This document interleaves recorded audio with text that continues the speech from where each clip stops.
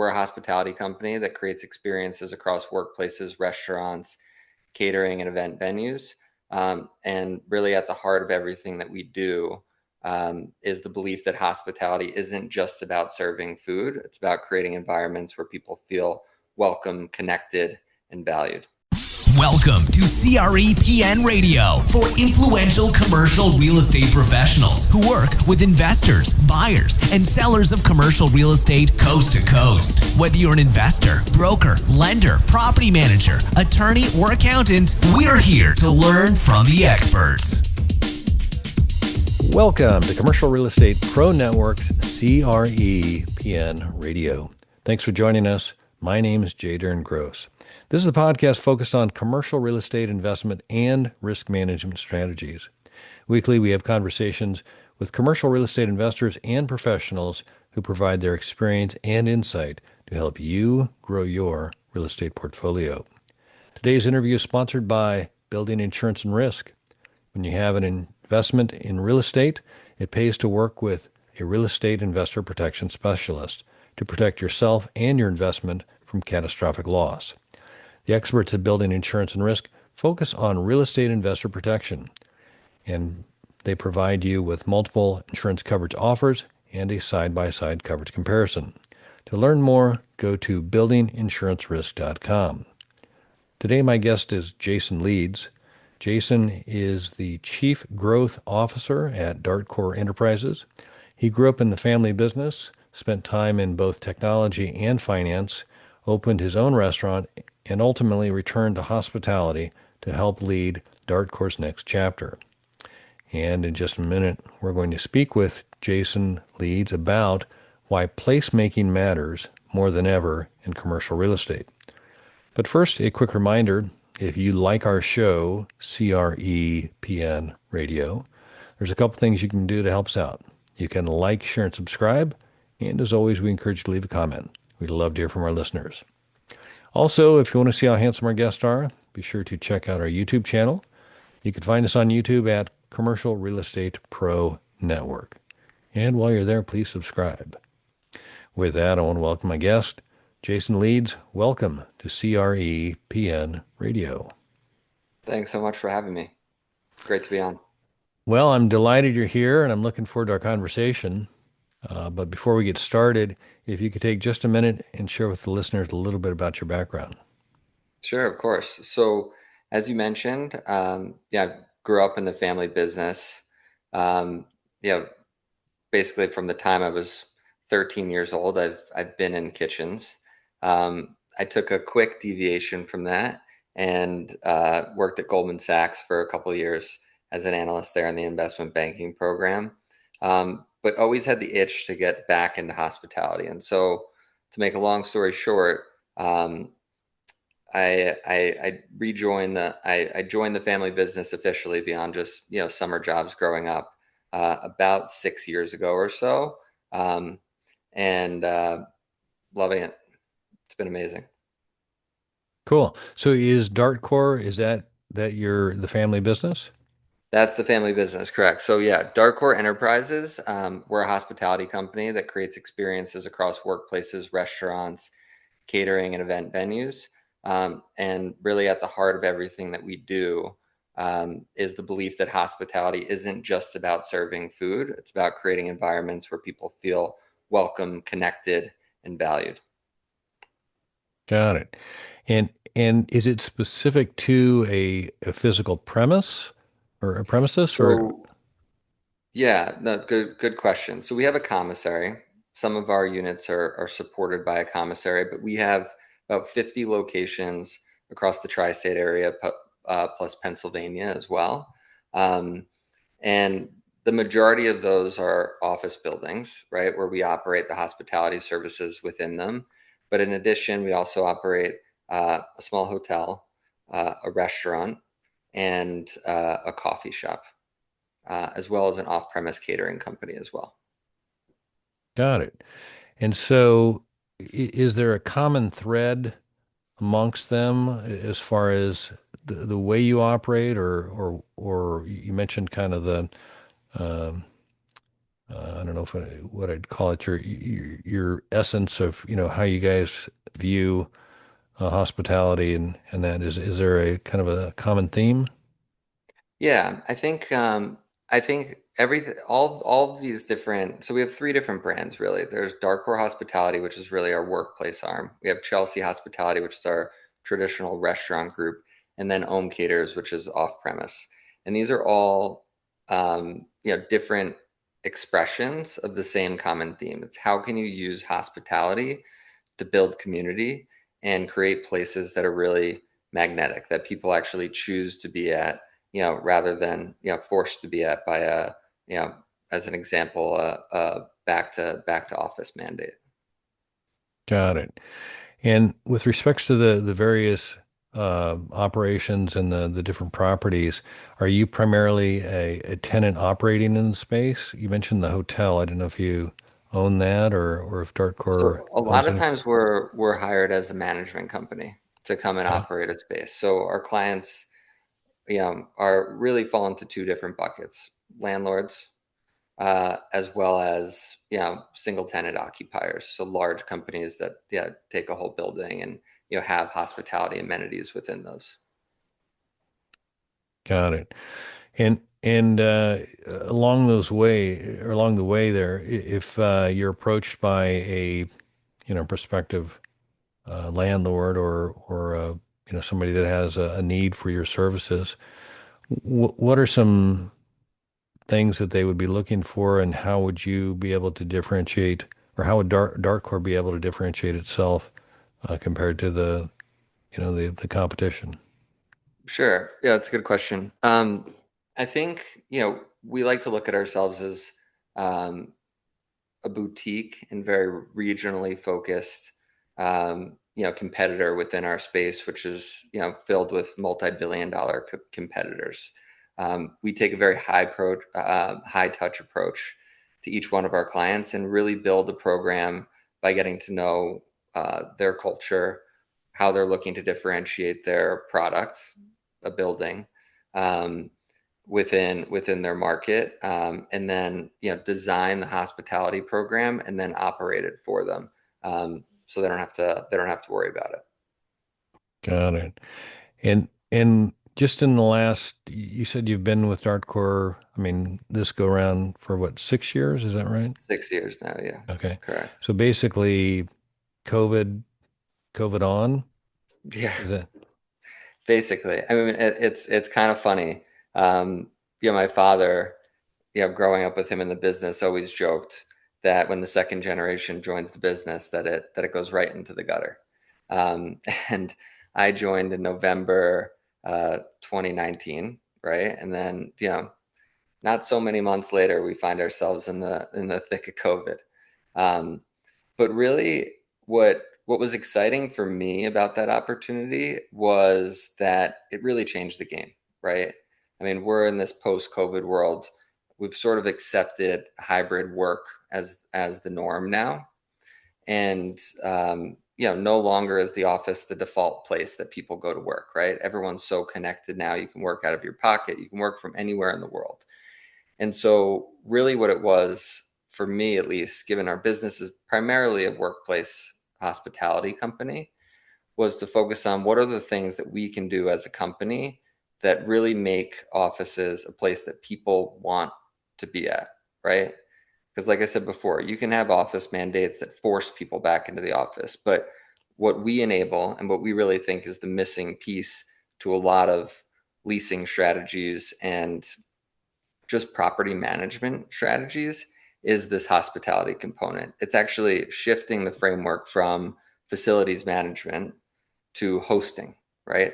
How do we make these places feel more similar to the places that people choose to go on their free time, right? Um, and so that's really shifted how we think about it. And really, to start, like I was saying before, what COVID did was really allow us as a company to think about, mixed everything up. How do we think about what the future of work really looks like, and how office spaces, um, fit into people's lives? So can you cite like an example of a before and current, I mean, like a pre-COVID and now, how your offerings or the service you provide is changed in the workplace to make it Sure. more inviting? Yeah, of course. So, I would say like the the traditional approach to workplace hospitality has really been what's called corporate dining, right? In corporate dining, you have a large office building. In a lot of cases, there's a cafeteria that, you know, might be in the basement, right? It's really not a core component of the energy and the feeling of a building. It's sort of off to the side, right? And you know, we what some of the projects that we've worked on more recently, especially a couple ground up builds where we got involved very early on in the design process, really benefited from putting hospitality at the forefront of every key decision in building these towers, right? Or these spaces within a larger building. And I think one of the most helpful approaches for us has been, like I was saying before, not facilities management, but more hosting. And so we start looking at, how do hotels host, right? And can we think of the office building as more of a hotel? What do hotels have that allow them to differentiate themselves within their market? And for us, that includes a few different things. One, it's having multiple venues to dine in, right? There's different use cases throughout the day. I might want a quick bite to eat where I need to grab something, grab and go. I might want to sit down with colleagues and actually enjoy a lunch in more of a restaurant type setting. Um, I might need to host clients, right? Is there a space for me in that building, similar to having like a banquets operation in a hotel, where I can properly host? And so, great example of this for us is M Station here in Morristown. Really comes through as more of like a hotel minus the rooms than an office building. And it's down to the very small, often overlooked details. When you walk into the lobby at M Station, there's a signature scent. A lot of hotels have a signature scent, so you know when you walk into an Edition or a Marriott, or a Ritz Carlton, there's that sensory experience that you have that relates to the brand. We worked on the uniforms and designed the uniforms throughout the space to feel a lot more like those you would see in a hotel. We have a concierge team that exists throughout the building. So when residents of the building are commuting to the space, we have a team that's going to make sure everything is seamless for them, whether they're planning an event, we're executing an event for them, or they need help working the coffee machine, or they're having an IT problem with the Zoom room. Just all these things that make their experience a lot more seamless. Um, and so all these things sort of come together to make M Station feel a lot more like a hotel than a traditional office. And what we've seen in the results here is actually super impressive. So the client that occupies this building has a 3 day a week mandate for return to office. We're seeing an average here of 4 days a week. Um, and I that's and that really all stems from putting hospitality and, like you said, placemaking at the forefront of all the decisions they made in designing this. The other thing I forgot to mention too is that rather than a cafeteria approach, we actually built a full service restaurant. And so on the ground floor, very similar to a hotel, you have your lobby. There's a bakery cafe that's actually leased to a separate tenant, great concept, called Tate. And then we operate a full service lunch and dinner restaurant that the employees upstairs can come down to.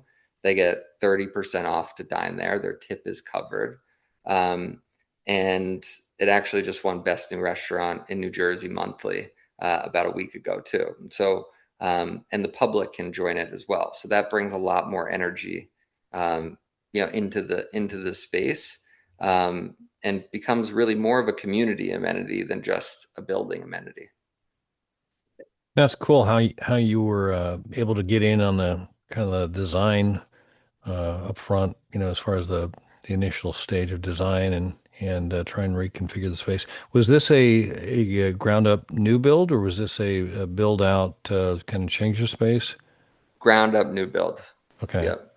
So we Okay. got involved about 2 years prior to opening day. Yeah.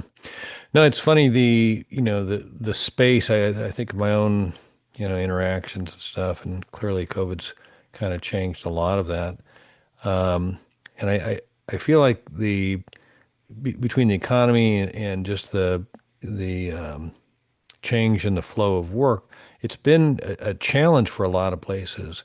Um, are you finding that based on, and I guess the way you set it up is that, the where you're situated is in a place where people are expected to be at least on a minimum number of days. And because you've created such a desirable space, you're actually seeing an increase in the number of days that they show up. Um, is that also translating to like the general public? I mean, are you seeing that's being, acting as a magnet to attract more people, that aren't uh, Yeah, working in the building? absolutely. Okay. I mean, and to go back to my hotel analogy too, I mean, some of the best hotels that pop into my mind too. Think about the time when I lived in New York City, there was the Ace Hotel in Flatiron. I mean, the lobby was packed with non-hotel guests all the time. They just created this magnetic space that people wanted to hang out in. And I think we've done the same thing here. I mean, to get the award I just mentioned, that's from the readers of New Jersey Monthly. A lot of them, non-office tenants upstairs. And really, our busiest shifts are, Friday night and Saturday night, where like the public is really, really engaging with the space. No, that's So great. it's yeah. And the same thing too, we have a coffee shop that's right up the road as well. Similar setup. It's in an office building. It's on the ground floor. It's open to the public and an amenity for the employees upstairs who get a discount to come down and enjoy a great cup of coffee in a space that has been completely embraced by the community as well. Busiest hours are on the weekends.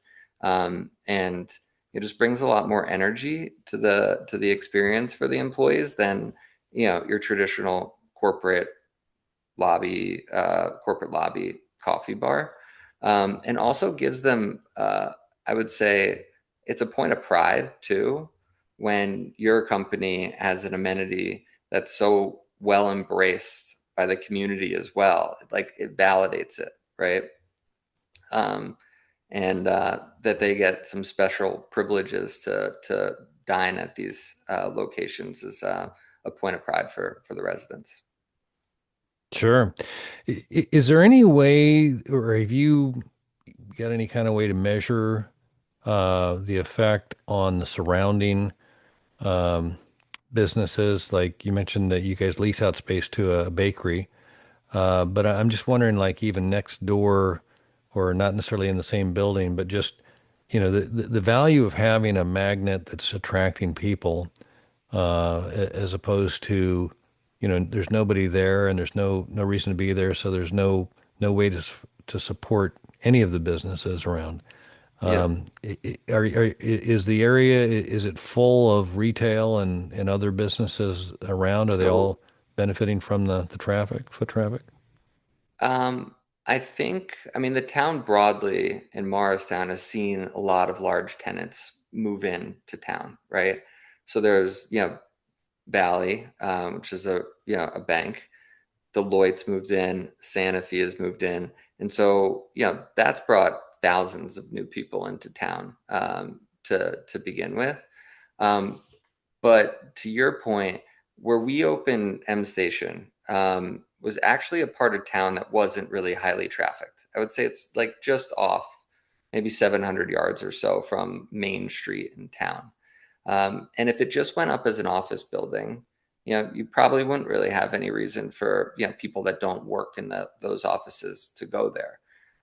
But I think the developer and us, from a hospitality operator standpoint, have done a good job in giving people reasons to walk down the hill, which is the case here. and really activate this new part of town. I think, we've done things outside just opening up these retail locations as well. One of the more, um, in my mind, special things we've done on the programming side um, is we've actually created a farmers market within the building. Originally, we were doing it on the roof. It was only available to the employees of the building, or residents of the building, and we've actually moved that downstairs. So we get a bunch of local businesses from a lot of the farmers markets that happened around Morristown and in Morristown to come on a Wednesday when we have probably the most often on average the highest volume of office occupancy. And we set up a very legit farmers market for people to go, and they buy produce, they buy candles, they buy ceramics. And for me, at least in the suburban office market, a lot of times you see, these office campuses that are, you drive down a long, long driveway. There's a sea of parking lots, and you have an office building that's very secluded from the community that they're in. And this is all about like breaking down those four walls of an office space and really integrating it into, what already is a very vibrant downtown area, but making, the building feel one with the community and the community feeling one with the building. I think goes a long way. Yeah, I'm sitting there thinking, when you control the space for like the restaurant or the dining, and you've made it attractive to the occupants of the building, and also it's there's constantly a buzz, and the surrounding public is also coming in.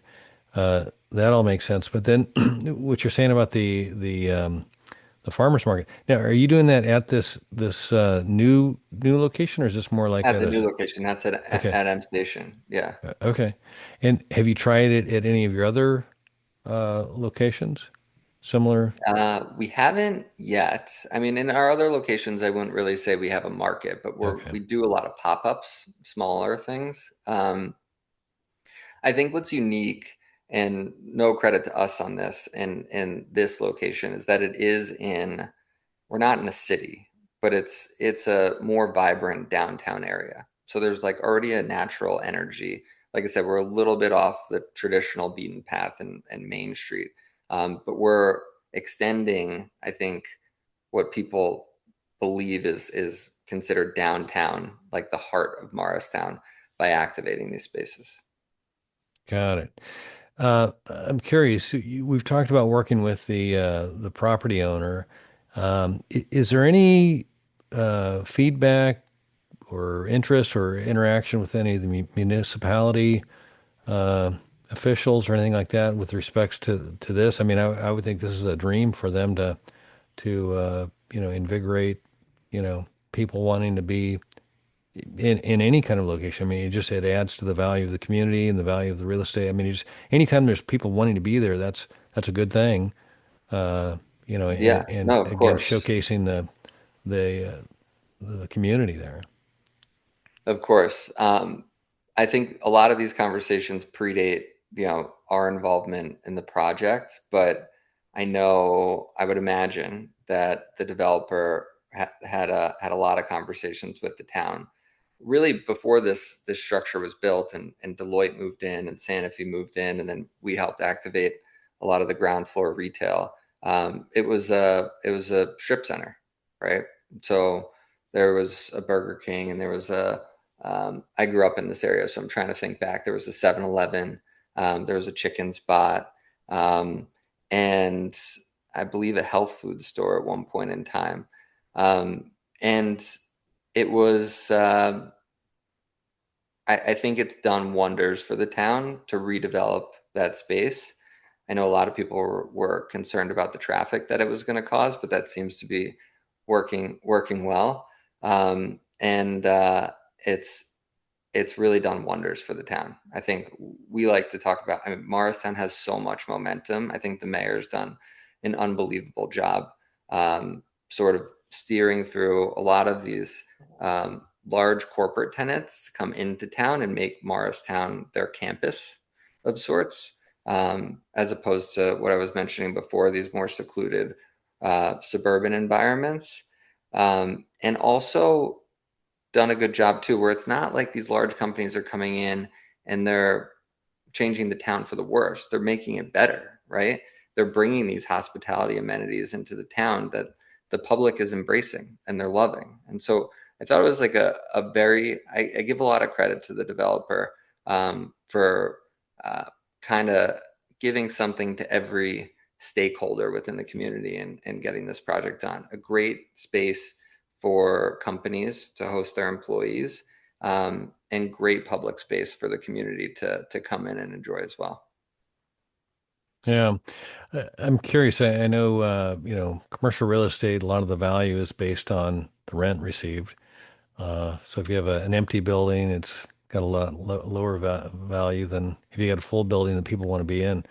I'm Yep. curious, are you privy to, or have you seen, and I guess this is a kind of a relatively newer one, but is the building full, or is this a single tenant building, or what's the, It's a single tenant building. So it okay, had an occupier okay. from the point that we got involved. And we were actually hired by that company.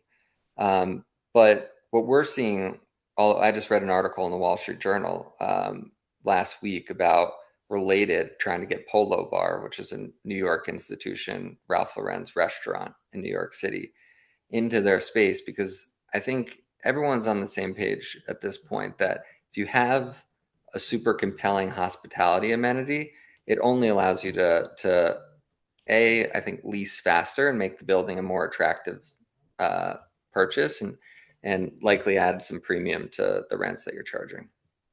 Yeah. Well, it's always, having people that are spending money in a real estate or in some sort of a commercial space, and that want to be there, and there's more people on the way. I mean, that's the best thing you can have as far as landlord goes, and just even to create community. Without the people, there's no community. A hundred percent. And it's kind of a weird reset we've been through with the whole COVID thing. I think before COVID, grabbing a cup of coffee with somebody was just like a regular thing. Yep. Starbucks. In fact, I think if I remember right, they kind of defined themselves as the third space or whatever. It was kind of like what we're talking about Correct. that there was work, there was home, and then there was this third space. Starbucks. Yeah, and just that little kind of a space to meet that wasn't work, that wasn't home, but that you could do, personal or business or whatever. It was always kind of a fabric of, or part of the fabric. And again, going to and fro and but having a destination and having the opportunity to have a meeting space and again, just something that's easy and it's inviting, Correct. and it just it's it's neat, and I'm happy to hear that we're emerging or kind of getting, and I say happy to hear. I'm seeing a lot of efforts, but I don't know that all of it's, um, and let me say it this way: hospitality, I know, is a tough business, because there's the number of businesses that open, as to the number that are still in business.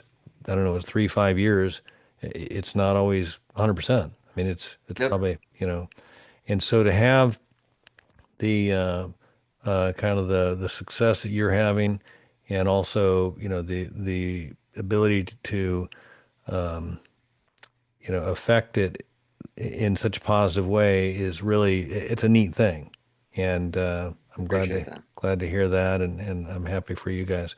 You mentioned like the uniforms and the badging and the scent. The scent thing was one of the things I hadn't really thought that much about, but it's funny because that is something that, when you walk into a space and the what you smell is, it hits you, Yeah. positively or negatively.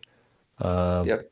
you know, and do you have, is that a Dartcor uh, smell, or is it unique to each each It's place. unique to each space. So the hotel has a different scent than the office building, and again, it's really thinking through what are the things that, make a place feel like the places that people choose to go on their vacation and their time outside of work. And that was one of the things that we identified. Helps create this environment that feels a lot more like a hotel, right? I mean, there's like a signature moment when you walk into a DoubleTree and you could smell the warm cookies behind the counter, right? Like something like that. And then also too, we've seen, historically, you walk into a large office building, you hand your badge to security, they print out a temporary badge for the day, and it's just like very transactional. So we actually have more like a hotel reception type of experience. Security is still there because it's obviously very important, but our hospitality attendants are in the lobby to welcome people in and just bring more energy to that space than a security checkpoint would normally. Got it. So 6 years in, what's the verdict? Is your dad convinced that it's going in the gutter, or have you got his approval? I think uh, we had a rough spell during COVID, but I think now he's seeing the value of having the second generation in the business, and it's amazing working with family too. I know there's conflicts that arise, and in a lot of cases it makes it more difficult. My father and I have a great relationship, um, and it's nice to have that innate trust with someone you're working with Oh, all the time. Yeah, oh, that's great. I'm glad to hear yeah. that. Hey, Jason, if we could, I'd like to shift gears here for a second. As I mentioned to you before we started, by day I'm an insurance broker. And as such, I work with clients to assess risk and determine what to do with the risk. And there's three strategies that we typically consider. We first look to see if we can avoid the risk. If we can't avoid it, we look to see if there's a way we can minimize the risk. And if we're not able to avoid nor minimize, we look to see if we can transfer the risk. And that's what an insurance policy is. It's a risk transfer vehicle. And as such, I like to ask my guest if they can look at their own situation. Could be clients, could be vacancy rates, could be, whatever the inflation, could be municipalities, whatever it is that you identify and consider to be the biggest risk. And again, for clarification, while I'm an insurance broker, I'm not necessarily looking for an insurance related answer. And so if you're willing, I'd like to ask you, Jason Leeds, what is the biggest risk? Um, I don't know if I have a specific thing off the top of my head, but one of the quotes I really like uh, when I think about risk is that it's not the things that you don't know that get you in trouble. It's the things that you think you know for sure that just aren't true, right? I think that was Mark Twain. And so I think what that means for us and in our business is really around just always turning over rocks and trying to figure out what's next. I mean, we're an engagement business, right? And there's a lot of things competing for people's attention and their time and their presence now. And what our goal is to help make spaces that, whether they're in offices or restaurants, that people want to return to again and again and again. And the only way to do that is to continuing to evolve.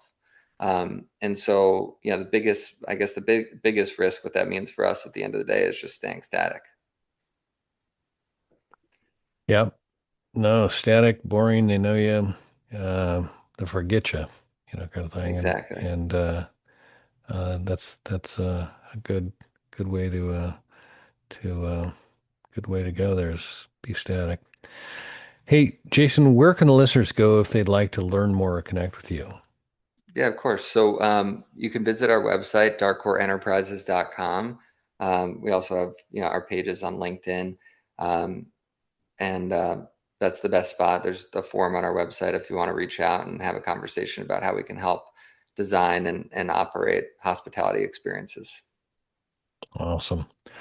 Well, Jason Leeds, I can't say thanks enough for taking the time to talk. I've enjoyed it, learned a lot, and look forward to doing it again soon. Thank you so much. Appreciate you having me. All right. For our listeners, if you like this episode, don't forget to like, share, and subscribe. Remember, the more you know, the more you grow. That's all we've got this week. Until next time, thanks for listening to Commercial Real Estate Pro Network's CREPN Radio. You're listening to CREPN Radio for influential commercial real estate professionals. For more information on this or any of our guests, like us on Facebook, CREPN Radio.